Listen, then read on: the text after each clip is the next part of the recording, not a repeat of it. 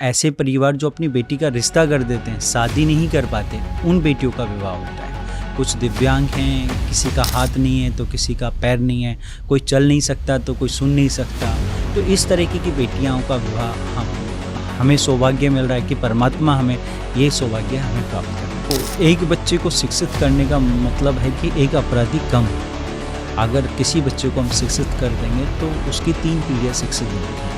अगर बच्ची शिक्षित होगी तो वो अपने बच्चों को भी पढ़ा सकती है, अपने पोते पोतियों को भी पढ़ा सकती है, और समाज में जो शिक्षित लोग हैं वही अच्छा बदलाव लाते हैं। कभी ऐसा हो पिटाई विटाई करने आ गया हो? कई बार इंटोरा लेके जो ईंट है उसको भी हमारे वॉलंटियर्स को मारी है।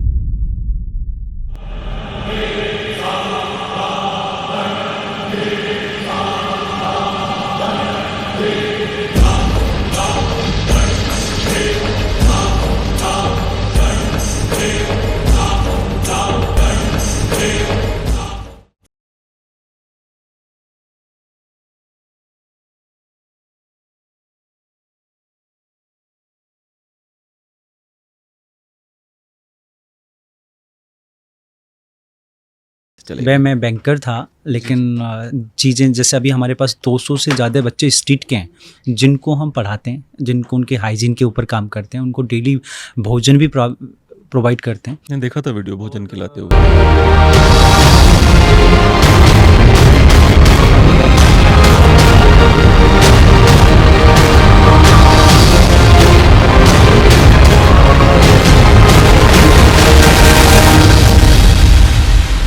साथ के साथ ये सब स्ट्रीट के बच्चे जिनके लिए सरकारें भी कुछ नहीं करती हैं। सरकारें ना तो उनको बिजली की सुविधा है, ना कोई लाइट और ना कोई पानी और बेसिक सुविधा नहीं है। उनकी एजुकेशन तक नहीं मिल पाती, उनको अब पता ही नहीं है कि अब यहाँ हैं तो कल कहाँ होंगे। तो उन बच्चों को हम साउथ दिल्ली में पढ़ाते हैं और हमारे पास 200 से ज़्यादा बच्चे हैं जिनको हम आज भी स्टडी करा रहे हैं, जो शिक्षा का दान दे रहे हैं। तो वो हमारे पास अभी चल रहा है। तो एक बात बताइए, दिल्ली सरकार भी क्लेम करती है कि हमारे स्कूल विश्व स्तर के हो गए हैं, भारत सरकार भी क्लेम करती है कि हम तो बहुत ध्यान रख रहे हैं हर चीज़ का, तब भी 200 बच्चे कैसे नहीं पढ़ पा रहे हैं? अभी 200 के आसपास हमारे स्ट्रीट के हैं जो हमारे पास पढ़ते हैं। उनके पास ना तो कोई CBSE का कोर्स है, ना कोई NCERT का कोर्स है। रही दिल्ली सरकार की बात, तो दिल्ली सरकार उनको आज से 3 साल पहले केजरीवाल सरकार ने एक निकाला था कि हम बच्चों को रखेंगे, वहीं कराएंगे, लेकिन आज तक उसके लिए बजट भी पास कर दिया, लेकिन आज तक उस स्कूल का पता ही नहीं चला कि वो स्ट्रीट के बच्चों के लिए कहाँ स्कूल बनना है और कहाँ अप्लाई करना है। तो उसके लिए अवेयरनेस भी होनी चाहिए उसी तरीके की जिस तरीके से वो एक गरीब व्यक्ति या फिर ज़रूरतमंद व्यक्ति वहाँ तक पहुँच पाए। तो मतलब स्कूल बन गया है पर लोगों ने अवेयरनेस नहीं करा है कि कहाँ बना है। बजट पास हुआ है 3 साल पहले कि 1 साल में बन जाएगा, लेकिन 3 साल हो गए, अभी तक ईंट भी नहीं रखी गई है। तो अब 3 साल में बच्चा तो सर बड़ा ही होगा। हाँ, और बच्चे की शिक्षा अगर आप 3 साल बाद शादी ही लेट कर देते हैं तो उसके बाद में शादी भी नहीं हो पाती। 30 के कूदने के बाद लोग ये सोचते हैं यार अब तो शादी नहीं होगी। तो इसी तरीके से शिक्षा का भी अभाव है कि अगर कोई व्यक्ति जहाँ 5 साल का है वो 8 साल का हो जाएगा तो क्लास 1 में तो पढ़ेगा अच्छा नहीं नहीं फिर। लगेगा उसे। हाँ, तो वही है कि लोगों को चिन्हित करना। G20 अभी हमारे देश में हुआ, अब एक और कैंपेन होने वाला है नेक्स्ट ईयर 2025 में। आते हैं लेकिन इनको पुलिस भी क्लेम करती है, और ये जो राजस्थान और मध्य प्रदेश के लोग हैं वो ऐसे बच्चों को लाते हैं जिनसे हम भीख मंगवा सकें, और वो आसपास के होते हैं। जैसे एक गांव से बच्चों को ले आया एक व्यक्ति, एक सज्जन, और वो उसका एक ही हाँ तो उसका एक बच्चे को लाया, उसके साथ साथ 3 बच्चे और ले आया, और उनको 3,000 उनकी फैमिली वालों को 3-3 हज़ार रुपये देता है, और हर महीने उनसे मंगवाता है। उनको गंदे कपड़े और पता नहीं क्या क्या खाते हैं वो लोग, या फिर जो लोग चलते हैं उनको या कोई बर्गर, कोई समोसे, जैसा भी है उनको दे के चले। मतलब ऑर्गेनाइज्ड है पूरा ये कि परिवार वालों को भी 3-3 हज़ार मिल रहे हैं, उनको पता है उनका बच्चा भीख मांग रहा है। सर हमें इतना नहीं पता कि ऑर्गेनाइज है, लेकिन ये लोग कहीं बच्चों को लाते हैं और भीख मंगवाते हैं, और वो हमारी पाठशाला पे इसलिए नहीं भेजते। अगर वो 2 या 3 घंटे 4 घंटे हमारे पास रहेगा तो फिर उनकी जो अर्निंग है उस पर प्रभाव पड़ता है। तो इसलिए हमें भी बहुत एफर्ट्स लगाने पड़ते हैं। हमारी जो टीम है, जो टीचर्स हैं, जो गार्गी या कमला नेहरू कॉलेज के बच्चे हैं जो इंटर्नशिप करते हैं, अमेठी के बच्चे इंटर्नशिप करते हैं, उनको भी बहुत सारी कठिनाइयाँ इन बच्चों के साथ आती हैं। कभी ऐसा हुआ पिटाई विटाई करने आ गए हो लोग? कई बार इंटोरा लेके जो ईंट है उसको भी हमारे वॉलंटियर्स को मारी है, और कई बार झगड़े भी हुए हैं। तो हमारी टीम चलो अच्छा है, भाटी हो, कम से कम संभाल लेते होंगे। कई बार हुआ है, लेकिन हमारी टीम ने सबको मैनेज किया है इन चीज़ों को, क्योंकि जब हम मार्केट में काम करते हैं तो ये सब मैनेजेबल हो जाता है। कितनी बड़ी टीम है आपकी जो इंटरनल मैनेजमेंट है? जो हमारे पास अगर हम बात करें तो 200 के आसपास वॉलंटियर्स हैं जो हमारे बेसिकली इवेंट्स पे काम करते हैं। जैसे हमारे कोई बड़े इवेंट्स होते हैं, जैसे आपने कहा 24 नवंबर को हमारा सामूहिक विवाह है छतरपुर मंदिर में, वो दिव्यांग बेटियों का, अनाथ बेटियों का है, तो उसके लिए हमें रिसोर्सेज चाहिए होते हैं। तो उस समय हमारे 200 के आसपास कार्यकर्ता जो इस कार्यक्रम के लिए लगते हैं। वो कितने बजे से शुरू होगा? सुबह 24 नवंबर को 11 बजे से 2 बजे तक का कार्यक्रम रहेगा, और सभी एक साथ होंगे। जैसे 24 नवंबर को 21 बेटियों का विवाह है, तो 21 घोड़ियाँ ऊपर एक साथ बारातें आएंगी, 21 जयमाला एक साथ होंगी, रिंग सेरेमनी भी एक साथ होंगी, और 21 फेरे भी एक साथ होंगे अलग अलग पंडाल में, और सब ये हिंदू रीति रिवाजों के अनुसार ये कार्यक्रम किया जाएगा।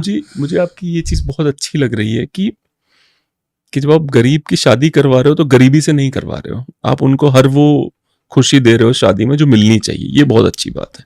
सर ऐसा है, देखो पूरा सामान 1-1.25 लाख रुपए तक का हम मार्केट की वैल्यू के हिसाब से एक बच्ची को देते हैं, और जब वो विदा होती है बच्ची तो, और वो अब 2019 से हमने ये कार्यक्रम शुरू किया था सामूहिक विवाह कराना। आप साल में 2 बार करते हैं, और आप यकीन नहीं करोगे, एक तो डिवोर्स और ये जो घरेलू हिंसा वाला रेशो है वो 1% भी नहीं है। क्यों? क्योंकि सामूहिक विवाह की द्वारा इनकी शादियाँ होती हैं। तीसरा, सारे फ्रेश शादियाँ होती हैं। ऐसे परिवार जो अपनी बेटी का रिश्ता कर देते हैं, शादी नहीं कर पाते, उन बेटियों का विवाह होता है। कुछ दिव्यांग हैं, किसी का हाथ नहीं है तो किसी का पैर नहीं है, कोई चल नहीं सकता तो कोई सुन नहीं सकता, तो इस तरीके की बेटियों का विवाह हमें सौभाग्य मिल रहा है कि परमात्मा हमें ये सौभाग्य हमें प्राप्त कर रहा है। कई बार जैसे नहीं होता, जैसे मैं सोच रहा था कॉस्ट वाइज देखता हूँ अगर, तो घोड़ी की क्या ज़रूरत है।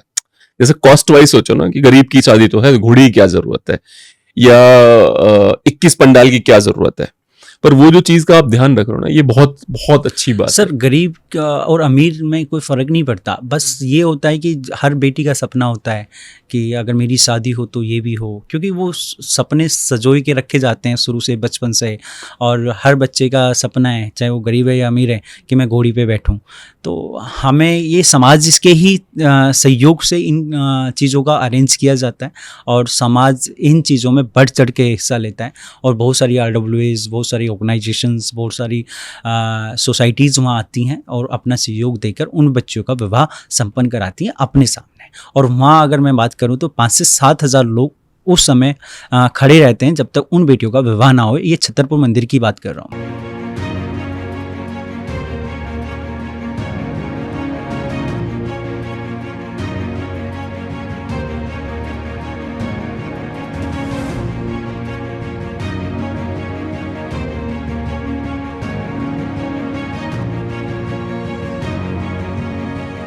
जब आपने सोचा कि एक तो आइडिया जन्म लेता दिमाग में कि ये आइडिया मेरे दिमाग में है, एक उसका इम्प्लीमेंटेशन होता है। इम्प्लीमेंटेशन कितना मुश्किल था जब ये आइडिया आया था? इम्प्लीमेंटेशन ही मुश्किल था, और सोचा 2014-15 में था कि विवाह कराएंगे, और फिर एक मोमेंट ये भी आया कि यार चलो एक बच्ची का ही हो जाए। लेकिन जो मैं किसी से मिलने जाता था, मैं उससे कहता यार आप तो कराते रहते हो, मुझे अपने जीवन में एक बच्ची का ही कन्यादान करने का सौभाग्य दो। 2017-18 में वो भी नहीं हो पाया एक बच्ची का। उसके बाद फिर एक दिन मन में ठाना कि अब करते हैं, और फिर एक मैसेज बनाया, और हमने मैसेज सोशल मीडिया पे वायरल किया कि ऐसे परिवार जो अपनी बेटी का रिश्ता कर देते हैं, शादी नहीं कर पाते, वो हमसे संपर्क करें। और हमने 1 महीने प्रमोशन किया तो 0 रिजल्ट आया। उसका रीज़न ये था कि उस समय साए ही नहीं थे हिंदू रीति रिवाजों के अनुसार। फिर हमें थोड़ा सा वो आया, तो 2019 27 जनवरी को हमने एक मैसेज द्वारा वायरल किया, और उसमें हमने 21 बेटियों का लिखा, और लोगों को जोड़ने के लिए हम निकल पड़े हर स्लम्स, हर गली, हर स्ट्रीट पर, और हमें 21 जोड़े एक साथ मिले, और 21 जोड़ों के साथ एक टीम बनाई, उसको मैनेजमेंट का नाम दिया, और मैनेजमेंट ने उसको 21 बेटियों का विवाह एक साथ कराया।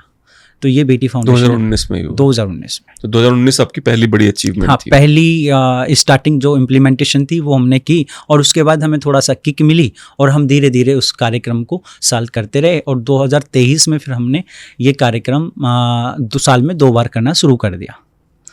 कोविड का कितना बड़ा इम्पैक्ट पड़ा था आपके ऊपर?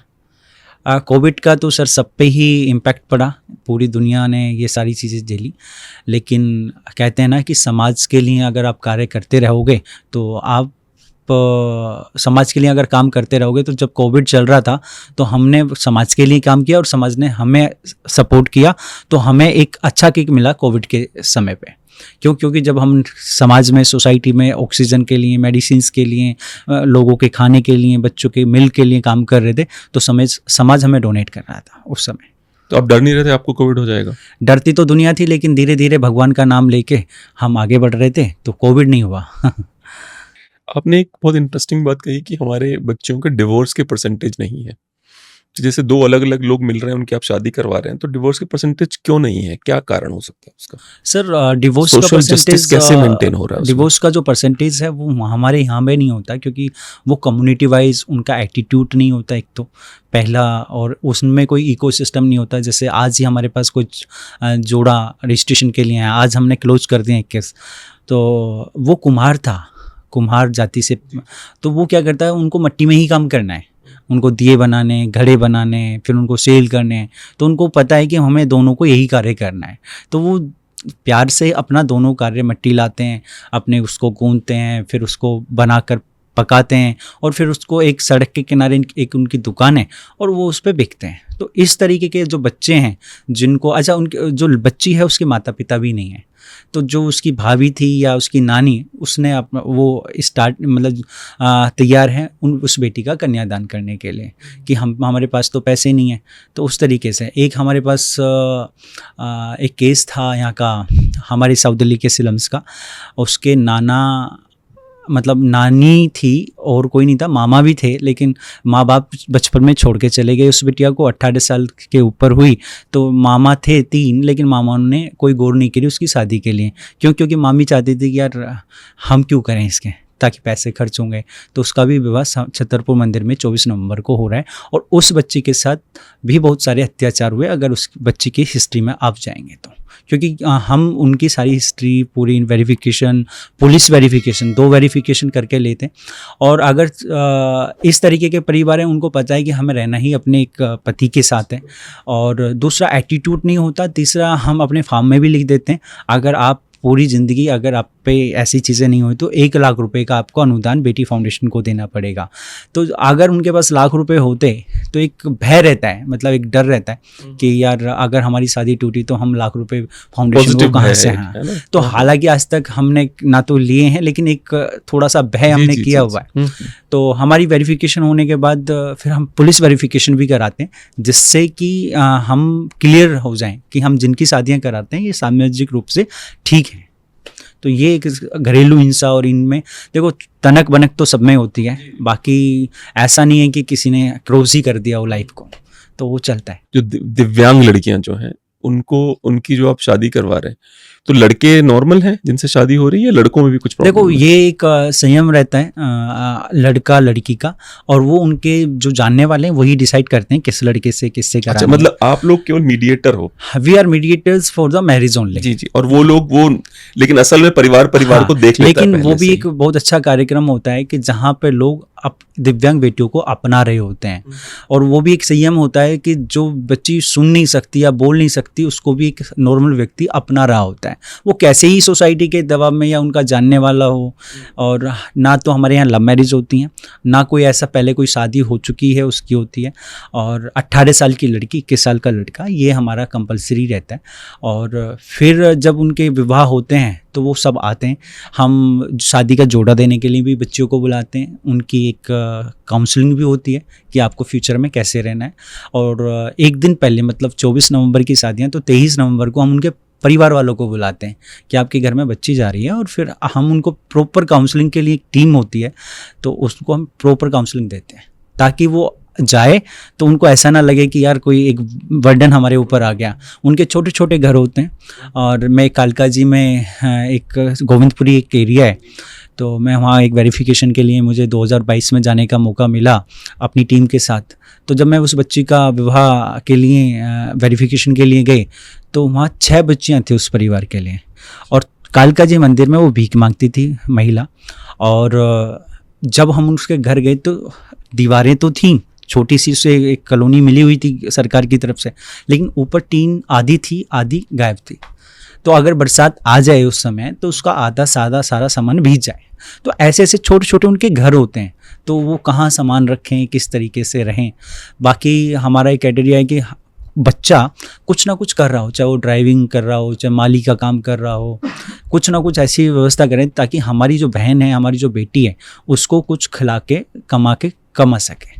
ये रहता है। कई परिवार में ऐसा होता है कि बिटिया भी काम कर रही है और बेटा भी काम कर रहा है, चाहे वो किसी के घर में बर्तन मांज रही है या फिर कुछ ऐसा। और ये होता इसलिए हमने जब ये शुरू किया था कि घरेलू हिंसा के ऊपर, क्योंकि जब हम 2016-17 में रेप की कहानियाँ सुनते थे, और होता क्या है कि जैसे ये स्लम्स एरियाज़ हैं, यहाँ पे बच्चियों के साथ ज़्यादा ही दुर्व्यवहार होता है। हाँ, और ज़्यादातर स्लम्स की बच्चियों के साथ। अब मैंने सपोज करो किसी बच्चे ने बच्ची को कोऑर्डिनेट किया, फिर आपके किसी के फ्रेंड ने दे दिया, फिर किसी, तो कभी कभी ऐसा हो जाता 30-35 साल हो जाते हैं, उस बच्ची का विवाह ही नहीं हो पाता किसी सोशल कोऑर्डिनेशंस में। तो होता क्या था कि ना तो उनके बड़े घर होते हैं, ना 4 मेहमानों को बैठाने की जगह होती है, और ना वो सोच पाते हैं कि हाँ विवाह करना है। और बच्ची को भी पता है यार, अगर मुझे ऐसा ही रहना है तो फिर why you are not going to another place. तो कई बार हम तो इस चीज़ों को सामाजिक उत्पीड़न से बचाने के लिए बेटियों को हम विवाह कराते हैं। बेटी बचाओ बेटी पढ़ाओ तो 2016 में आया, 14 में आया, लेकिन उन बच्चियों का क्या जो आज से 1995 में पैदा हुई, उन बच्चियों का क्या जो 2000 में पैदा हुई। आज तो अगर 2024 चल रहा है तो 24-25 साल की हैं। तो पढ़ाई ठीक है, लेकिन पढ़ाई के साथ साथ बच्चे के साथ शादी भी है, और फिर उसको स्किल करने के बाद हम सिलाई मशीन देते हैं बच्चियों को।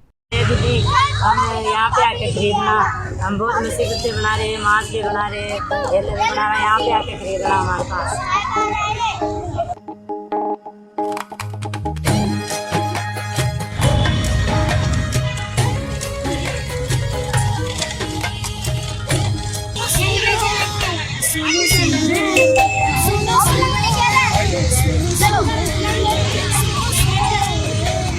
और उनकी फिर 3 महीने की ट्रेनिंग का भी आप प्रावधान करते हैं, ताकि वो बच्ची पढ़े, मतलब बच्ची सीखे, और वो अपने आसपास के लोगों को कपड़ा सिलना और वो अपने घर का खर्चा खुद चला सके। तो हम सिलाई मशीन भी इसमें एवरी कन्या को देते हैं। आपका एक और कार्यक्रम बेटी की पाठशाला, उसके बारे में बताइए। बेटी की पाठशाला ऐसे बच्चे जो स्ट्रीट और स्लम्स में रहते हैं और जो सामाजिक उत्पीड़न से पढ़ नहीं पाते, बच्चे दिल्ली में नहीं पढ़ पाते, उन बच्चों के लिए हम पाठशाला का आयोजन। शहर बताओ। हाँ, उन बच्चों के लिए। अब कैसे नहीं पढ़ पाते, कुछ मैंने आपको पहले बताया कि फुटपाथ पे जो बच्चे रहते हैं वो स्कूल नहीं जाते, उनके लिए हमने एक 200 के आसपास हमारे पास बच्चे हैं जो स्ट्रीट के बच्चे हैं। वो 200 बच्चे बेटी की पाठशाला वाले प्रोग्राम में, बेटी पाठशाला के प्रोग्राम में आते हैं। और जैसे कालका जी, लाजपत नगर, कालका जी मंदिर, IIT होश खास, ये हमारी पाठशालाओं के हमारे पास स्टाफ है जो डेली बेसिस पे इनको पढ़ाता है। हमारे पास वॉलंटियर्स हैं जो जैसे गार्गी का नाम लिया, कमला नेहरू, इधर देव कॉलेज है लाजपत नगर में, तो यहाँ के बच्चे आते हैं और इनको हम एजुकेट करते हैं। इनको हाइजीन के लिए भी अमेरिकन एम्बेसी से हमने टाइप किया हुआ है, तो वो नहलाते हैं, धुलाते हैं और इनको मतलब बेसिक हाइजीन भी सिखाते हैं। तो एवरी मंडे का हमारा ये कार्यक्रम रहता है। अब ये बच्चे एक तो फुटपाथ के, एक वो भी बच्चे हैं जो दिल्ली में बहुत कई सालों से, जिनके पेरेंट्स अपनी बीमारी के कारण सब कुछ गांवों में बेच कर दिल्ली में अपने हार्ट का, कैंसर्स का इलाज करा रहे हैं, जितनी भी डिजीज़ हैं।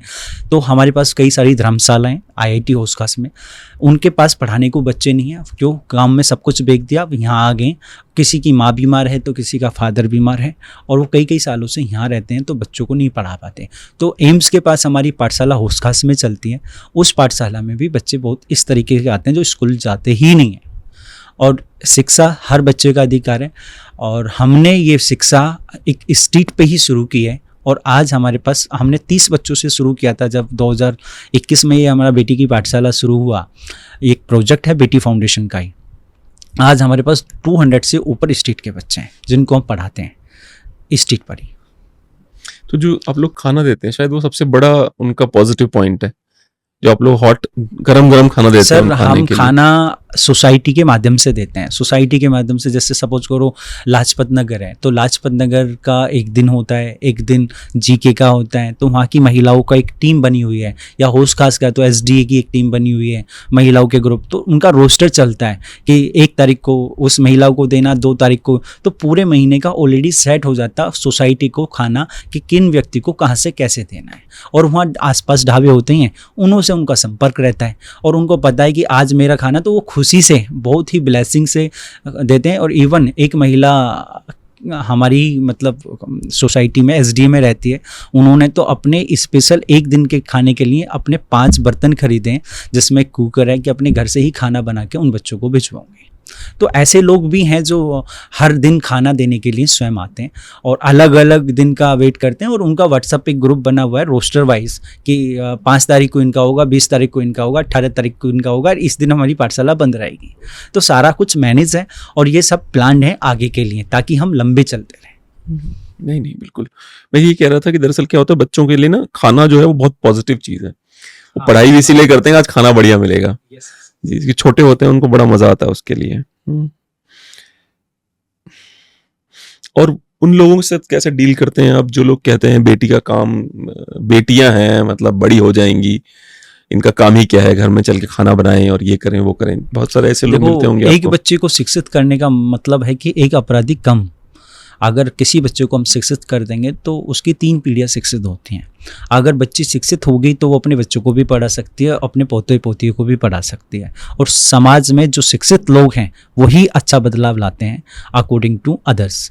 तो हमें शिक्षा हमें होना जरूरी है और जितनी शिक्षा जिस एज में भी हो जाए उतनी ही कम है। सही बात है। तो जैसे मैं ये कह रहा हूँ ना, बहुत सारे लोग ऐसे मिलते हैं आपको, मेरे ही घर में मैंने सुना है, कई लोग सुनते हैं जिनको लगता है बेटी को क्या पढ़ाओगे, मतलब बेटी को पढ़ाने की जरूरत क्या है। ऐसे लोग अभी भी हैं या खत्म हो गए? हैं अभी भी। अच्छा। और बहुत सारे लोग कहते हैं यार क्या पढ़ाओगे स्ट्रीट पे कैसे, तो लगता है हम बातें तो हमें सुननी भी चाहिए लोगों की, जो अच्छी बातें हैं वो हम रखते हैं और जो कहते हैं कि यार यहाँ कोई फ़ायदा नहीं है, ये नहीं। अगर समाज में 1% भी बदलाव आया या उन बच्चों के जीवन में 1% भी बदलाव आया, हमारे लिए अच्छी बात है। आप सपोज करो कल की ही बात है, एक बच्ची आई तो उसकी मम्मी का कल जन्मदिन था और उसने अपनी मम्मी के लिए 1-1 रुपये करके 20 रुपये जोड़े हुए थे और कहा था कि मुझसे केक दिलवा दो आप। इन एक बिटिया का मुस्कान नाम है उसका, केक दिलवा दो। अब 20 रुपये में तो केक मिलता नहीं है, लेकिन हमारे लिए 20 रुपये थे, आपके लिए 20 रुपये थे, लेकिन उस बेटी से पूछो उसके लिए लाखों रुपए थे वो। तो ऐसे ऐसे बच्चे हैं जो अपने पेरेंट्स के लिए आज भी रेस्पेक्ट करते हैं और वो अपने पेरेंट्स के जन्मदिन पे साल भर 20 रुपये जोड़ते हैं। बिल्कुल सही बात है। और जो डोनर्स हैं, जैसे CSR के थ्रू आपको डोनर्स मिलते हैं, एक तो चलिए आपके कम्युनिटी डोनर्स हैं जो लोग खाना पहुंचा देते हैं या ढाबे वाले हैं, CSR के थ्रू भी आपकी मदद चालू हुई है? हाँ, CSR हमें 2 चीज़ों पे मिलता है। एक तो रन फॉर बेटी एक हमारा कॉन्सेप्ट है। रन फॉर बेटी, महिलाओं का सम्मान हो और बेटियों की सुरक्षा हो, ये हम बेटी रक्षक बनाते हैं। हमारे पास 25,000 से ऊपर हम बेटी रक्षक बना चुके हैं अभी भी दिल्ली में। क्या है बेटी रक्षक प्रोग्राम? बेटी रक्षक का ये है कि ना तो अपराध मैं करूँगा और ना होने दूंगा, और ये कार्य स्वयं से मैं प्रेरित होकर अपनी सोसाइटी में, अपनी RWA में, अपने स्कूल्स में ध्यान रखूँगा। अगर मेरे घर में घरेलू हिंसा चल रही है और मैं कुछ नहीं कर पाता, तो हमारी जो सामाजिक जिम्मेदारी है उसके लिए हम बेटी रक्षक बनाते हैं कि आप पुलिस को इन्फॉर्म करो, आप अपने जितने भी आप फिजिकल ट्रेनिंग नहीं दे रहे हो लेकिन आप basic information, basic information school और कॉलेज। दौड़ भी होती है रन फॉर बेटी में? हाँ, दौड़ होती है। हम 2-3 किलोमीटर, हाँ मैराथन, 1 किलोमीटर की कराते हैं, 5 किलोमीटर और 10 किलोमीटर, और एक कर्नाट प्लेस में 8-10 हज़ार लोगों के साथ हम शपथ दिलवाते हैं एवरी ईयर। ये कार्यक्रम हमारा दिसंबर में चलता है। तो रन फॉर बेटी को दिल्ली में ज़्यादातर लोग जानते हैं क्योंकि वो रन के बहाने आ भी जाते हैं, जो फिटनेस और ये सारे। और हमारे पास जो सोसाइटी से लोग आते हैं या बच्चे आते हैं वो 1 किलोमीटर जो इनर सर्कल है कर्नाटक प्लेस का, उसको दौड़वाते हैं। तो ये बेटियों का सम्मान और महिलाओं की सुरक्षा हमारा काम है। तो इसके लिए हमें CSR हम लेते हैं लोगों से। एक गर्ल्स हाइजीन पे हम जैसे हम पैड डिस्ट्रीब्यूट करते हैं दिल्ली के स्लम्स में, सैनिटरी पैड्स। हाँ, सैनिटरी पैड्स। और ये अपना जो यूपी के ग्रामीण क्षेत्रों में, तो हमारी एक टीम है जहाँ महीने में 2-3 बार जाती है, महिलाओं को फ्री डिस्ट्रीब्यूट करती है, उनके ट्रेनिंग के साथ उनकी माताओं को, क्योंकि माताओं को ट्रेनिंग कंपलसरी है विद गर्ल्स। तो एक ये है, और दूसरा हमारा जैसे एजुकेशन आपने बताया, तो एजुकेशन पे भी हमें CSR मिलता है। सैनिटरी पैड की डिस्कशन करना बहुत मुश्किल है लोगों के लिए, ऐसा क्यों है? मतलब जो ये पीरियड्स में जो पैड्स महिलाएं यूज करती हैं उसका पुरुष डिस्कशन नहीं कर पाते हैं, या उसके बारे में, जबकि फिल्म आ चुकी है पैड मैन करके। अब तो बहुत अवेयरनेस हो गई है। अगर हाँ, हम 2005 से पहले करें तो कपड़ा यूज किया जाता था और शर्माते थे बच्चे भी, और हम भी खुद कि यार ये पैड है तो मम्मी का है, या फिर हम नहीं। और आज की डेट में तो सर ऐसा है, बच्चे अपनी मदर्स को भी ला के देते हैं, भाई बहन को ला के देता है। ये कोई गलत नहीं है, बदलाव हो गया है। बदलाव हो गया है, लेकिन जहाँ बदलाव वहाँ नहीं हुआ जहाँ आज भी इस चीज़ को शर्म मानते हैं। ग्रामीण क्षेत्रों में, स्लम्स एरियाज़ में शर्म मानते हैं। अदर जो हाई सोसाइटीज़ के लोग हैं दे विल परचेज द, मतलब इंसान ही खरीदता है पैड, उनके फादर मदर भाई खरीद के अपना 1-2 महीने का स्टॉक रख लेते हैं कि हाँ पैड की ज़रूरत, और सबको पता है कि पैड की ज़रूरत घर में रहेगी अगर बहन है बेटी है। तो हमें इसको और अवेयरनेस करना चाहिए, और ज़्यादातर जो शिक्षा है महिलाओं को देनी चाहिए रिगार्डिंग की उनकी। मुझे अभी भी याद नहीं कि हम लोग जब पढ़ाई करते थे तो कहीं भी पीरियड्स की डिस्कशन होती हो, रिप्रोडक्शन की होती थी कि बच्चे कैसे पैदा होते हैं, उसके फेजेस क्या हैं, उसकी डिस्कशन होती थी। पीरियड्स की डिस्कशन बहुत ही कम 1-2 लाइनों में होती थी। पता नहीं क्या प्रॉब्लम है, उसकी डिस्कशन नहीं करते थे लोग यूजुअली। अभी भी नहीं करते डिस्कशन, कहीं पे भी आपको नहीं मिलेगी, कहीं डिस्कशन नहीं मिलेगी। स्कूल्स में एक सब्जेक्ट है लेकिन उस पर भी डीपली डिस्कशन नहीं है इसके बारे में, और ना करना चाहते हैं लोग।